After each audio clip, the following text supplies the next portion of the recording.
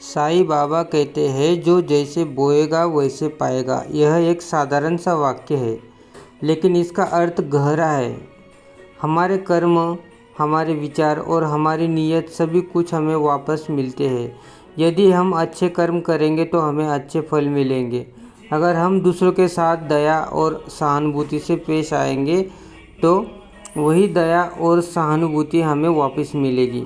इसका मतलब यह नहीं है कि जीवन में कठिनाइयाँ नहीं आएंगी, बल्कि जब हम सकारात्मकता से साथ जीवन जीते हैं तो हमें उन कठिनाइयों का सामना करने की शक्ति मिलती है।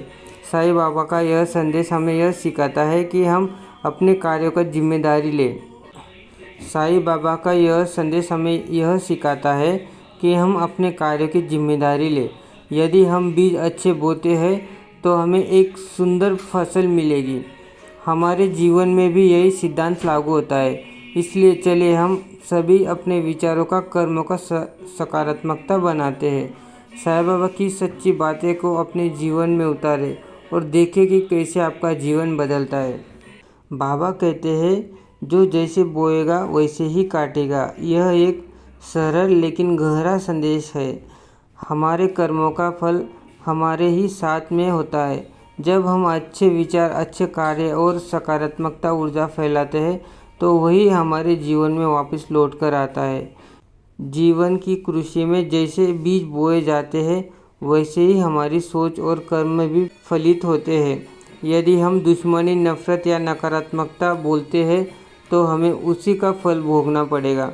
लेकिन अगर हम प्रेम, सहयोग और करुणा का बीज बोते हैं तो निश्चित ही रूप से सुख और शांति का फसल पाएंगे।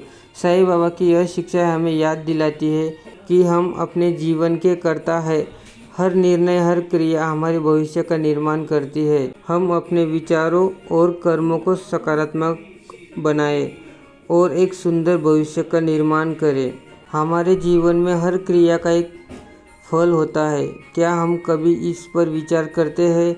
हमारे विचार, हमारे कार्य और हमारी नीयत, जब हम सकारात्मकता बोलते हैं तो ये सब हमारे भविष्य को आकार देते हैं। तो सकारात्मकता ही हमें वापस मिलती है। प्यार, करुणा और दया का व्यवहार करें तो दुनिया भी हमें उसी तरह का प्यार लौटाएगी।